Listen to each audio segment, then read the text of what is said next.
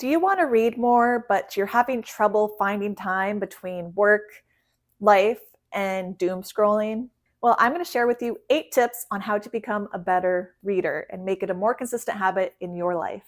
Hi, I'm Stephanie, and I'm a self published author who's been writing and self publishing for the past 12 years. Now, reading helps you build focus, empathy, and critical thinking skills, and it helps you collect tools to become a better writer. Let's go over the 8 tips on how to fit reading into your life.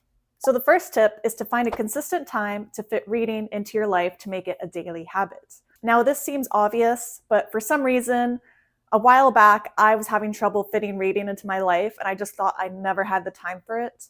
Until my sister in law told me that no matter what, before bed, she always reads. And she told me it doesn't matter if she's tired or she's coming home from the club at 3 in the morning drunk, she still has time to read no matter what. She would still pick up her book and read for 10 minutes. And that was really inspiring to me because for me, I was always thinking, well, I'm tired, I can barely keep my eyes open, so I'm just going to go to bed. And it became a habit for me not to read. But by changing my mindset and making it a priority to read every single night before bed, I've been doing it consistently for years now. And even last night, I fell asleep on the couch watching TV and I dragged myself to bed like a zombie. And I still picked up my book, and I only had maybe 2 or 3 chapters before the end of the book, and I managed to read all the way to the end. For some reason, as soon as my head hits the pillow, I'm in the mood to read, even though I was just sleeping 10 minutes ago. If you make it a habit, it's going to become a part of your life. And if you're thinking to yourself, I don't have time to read, then I challenge you right now to open up the settings app on your phone, and your phone will tell you how much time you spend on each of those apps. So I want you to look and find how much time you spend on those apps every day, because I bet you there's 20 minutes there that you can spend reading instead of doom scrolling. Now, my second tip is to pair it with an existing habit. So I don't just read at night, I also read during the day when I do my exercise. So I spend an hour every single day exercising. And during that time, I used to listen to music, and now I listen to audiobooks. So every day when I do my 7K, I am listening to my headphones and I'm in Westeros. So that's my Westeros time. I've been listening to the Game of Thrones audiobooks, and every day for an hour, I know I'm going to be in that world. And now I look forward to it. I don't even think of it as exercise time. I think of it as my Game of Thrones time. And by doing this, I don't have to chisel out time just for reading. This is a way to multitask, and it doesn't have to be exercise. It could be when you're commuting, you can be cleaning the house, cooking, whatever it is that you are doing. Maybe you're driving. The beauty of audiobooks is that you can listen to it no matter what you're doing. For me, I do it while I'm exercising, and it manages to fit an extra hour of reading time into my day. And this leads me to point number 3, which is to always be mid-book. Now, to do this, I suggest reading multiple books at once. I know there are other people who say only to read one book at a time, but for me, I like to read multiple books at once. I literally have 3 different types of e-readers. I have 2 Kobos, these are my Kobos, and a Kindle. So I always have an e-reader nearby. If one of them is out of batteries, I know the other 2 are fine. And I'm able to always have a book on the go. And like I said, when I'm exercising, I have my headphones and I listen to books on Audible and Spotify. So I have 2 accounts where I always have books going, and I always have a physical book nearby. So if I don't have my other things nearby, maybe I'm on vacation by the pool, I'll always have a physical book. And I always have my Kindle app on my phone. So if I'm not at home, let's say I'm in a waiting room at the doctor's, I'll go on my phone, and instead of scrolling through Instagram or Facebook or wherever, I'll instead look at my Kindle app, where I usually have a collection of short stories that I'm reading. So I can read one of those while I'm sitting there on the couch. So I'm always reading different books on all these different platforms. So at night, I'll read maybe a thriller. When I'm doing my exercise, I'm listening to Game of Thrones. When I'm on my phone, I'm reading these short stories. And the number one thing that kills a reading habit is not knowing what to read next. So by always being mid-book, you're always going to be reading something that you enjoy, and you're always going to have something to look forward to. Number 4 is to lower the bar for what counts. So audiobooks count. Rereading your favorite book counts. Reading genre fiction counts. I don't want you to think, oh, I can't read because I'm not reading the classics. If you always feel like you have to read the classics, like the Iliad or whatever, then you're going to feel that resistance towards reading because you're always going to feel like you have to read something dense or heavy or long or something that counts. But by lowering that barrier and allowing yourself to read what you like, what's popular, whatever it is that you enjoy, it's going to make it much easier to get into the habit of reading. And this applies to how much you read as well. So by reading 10 pages a day, by reading just one chapter or even just 4 pages, this allows you to lower the barrier and allow yourself to just read a little bit. You don't have to read for very long, just a little bit. And before you know it, once you get into a chapter that you're really into or a book that you're really into, you'll find those 10 minutes turn into 20, or that one chapter turns into 3 chapters. Just to give yourself permission just to read just a little bit. And you'll find that every night you're reading more and more and more. And to piggyback onto this point, number 5 is to read books that you know you'll enjoy. So again, don't pick those heavy, dense books that you know are going to feel like a struggle to you. Pick the books with fast-paced plots, with short chapters or cliffhanger chapters. Pick the genre fiction that you like. You know, it's okay to read that werewolf romance that you like instead of, books that were written 300 years ago. And if you like the books that were written 300 years ago, that's fine too. It's okay to let yourself enjoy the things that you know you enjoy, because reading is supposed to feel slightly addictive. So pick the stuff that you know you like and not the stuff that you feel like you have to read.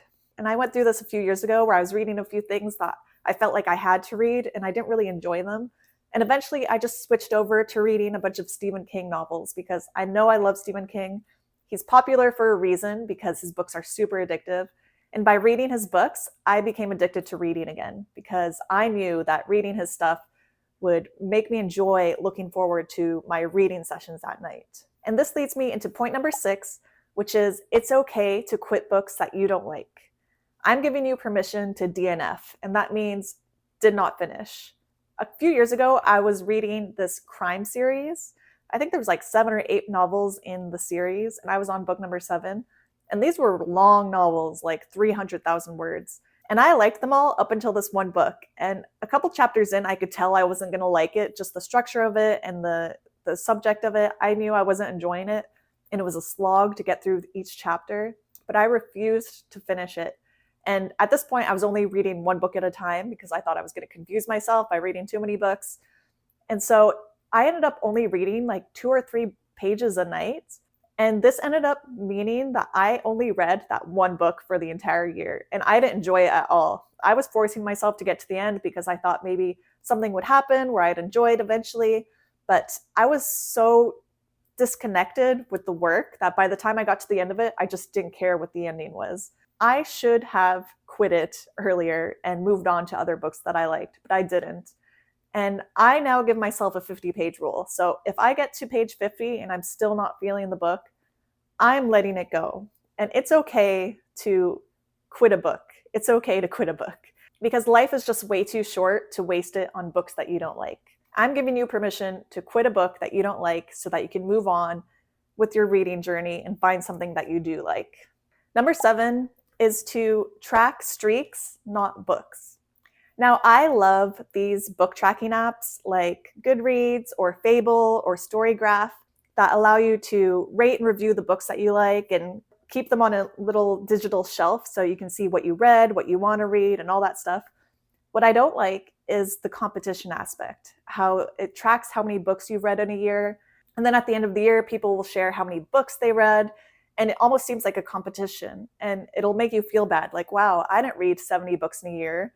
Like maybe I'm not reading right or I'm not reading enough. Honestly, it's okay to be a slow reader. It's okay to only read 3 or 4 books in a year. I like to track streaks, not books.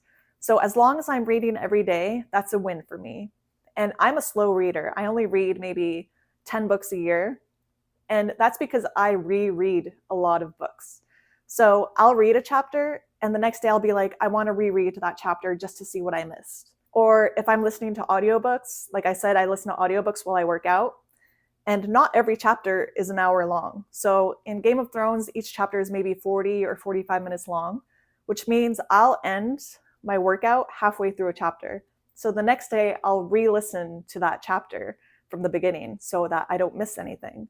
And this is also for my writer's brain, so I can see how a chapter begins, progresses, and ends, because I like to see that progression. So because of this, I read very slowly, since I'm rereading stuff all the time. And that's okay. As long as I'm reading every day, that's all that matters. And so I want you to track streaks, not books. And missing a day is okay. Just don't miss 2 days in a row, because missing 2 days in a row is how habits die. And my last point, which is point number 8, is to look forward to discussing the book after you're done. So what I love to do after I'm done reading a book is I like to go online. I like to go on one of those apps that I just mentioned, or I like to go on the Amazon page, or I'll look through YouTube and I'll find reviews for that book, because I like to see what other people thought of it. I like to see what people didn't like about it. I like to see if there's anything I missed. And I especially love looking up YouTube reviews for people who liked the book for the same reason I liked the book. Because if I find someone who has a similar taste that I have, then I'll look at what else they recommend so that I can see, well, they liked this book, then maybe I'll like this book that they liked as well. So that's a really great way to find other books that you like. And if you're a writer like me, reading those reviews is a good way to see what worked. So if people really liked this book for this specific reason, maybe the character arc or the foreshadowing, then you can take that and internalize that and think, okay, well, I'm going to put that in my toolkit so that the next time I write a book, maybe I can use that. So look forward to the process of finishing a book and kind of reviewing it, or having kind of a post-mortem to see what worked and what didn't. So those are my 8 ways to make reading a more consistent habit in your life. If you want to learn how to become a better reader, to become a better writer, then like and subscribe, because that's going to be my next video. And if you're interested in writing and self-publishing in general, then check out my other videos, because I have a ton of content on how to become a self-published author. Until then, happy reading and happy writing.